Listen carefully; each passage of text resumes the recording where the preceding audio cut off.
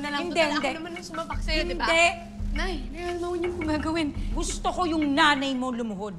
Lord! Hingin na lang po tayo ng tulong. Nay. Nay. Nay. Ako na lang. Lord!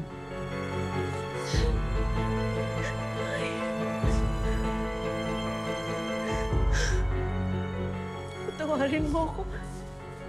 Humihingi ako ng tawad. Tawad. Ayaw kang babae ka.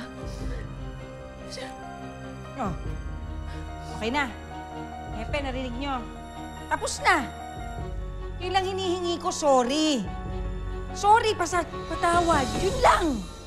Tapos na. Tapos na? Oo. Tapos na. Oh, wag na kayong uulit, ha? Wag na kayong uulit. na, eh. Lalo ka na. Ay, na po to. Huwag Sir, ka na baka pwede uulit na para kang walang pinagkatandaan. Huwag mo kakalimutan kung ka nang babalik sa tindahan ko, ha? Huwag mo na ako sasapakin ulit, ha? Gagantihan kita. Sige, okay na yan. Iyak kayo Pakitanggal ngayon. na po. Pakitanggal na po, sir. Sir, tanggalin. Nga mo sila umalis na nakaganyan. Ano magtanda? Oh, ikaw magtanda. Kayong dalawa magtanda.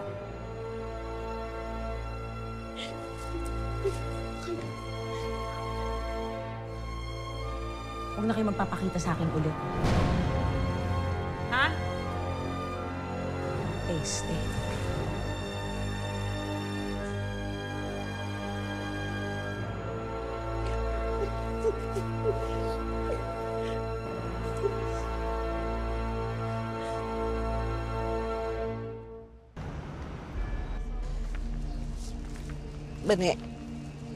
Bane, makinig ka sa akin, ha?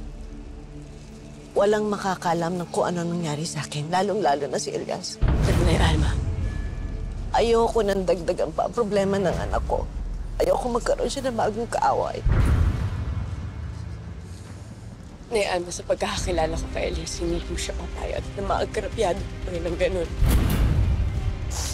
Nay, inabuso po ni Senator William yung kapangyarihan niya. Kaya nga, kaya ayoko dahil sa maliit na away namin ni Belen. Lalaki ang gulo at hahantong pa nakakalabanin ni Elias ang isang senador. Pakiusapan niyo.